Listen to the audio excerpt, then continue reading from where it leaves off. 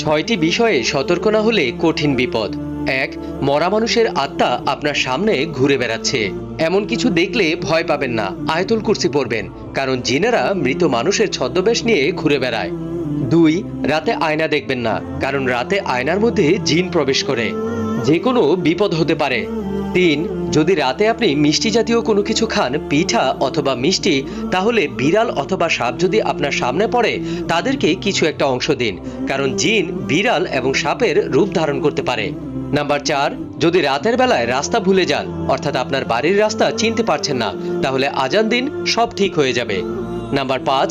রাতের বেলায় চিত হয়ে ঘুমাবেন না। এক প্রকার ভুয়া জিন রাতের বেলায় চিত হয়ে শুয়ে থাকা ব্যক্তিকে চেপে ধরে। ৬ নাম্বার, রাতের বেলা একা একা কোথাও বের হবেন না, কারণ একা থাকলে রাস্তায় বা আপনার সাথে থাকা জিন আপনার অনেক বড় ক্ষতি করতে পারে। ভিডিওটি অনেক শেয়ার করুন যেন অন্যদের কাজে লাগে।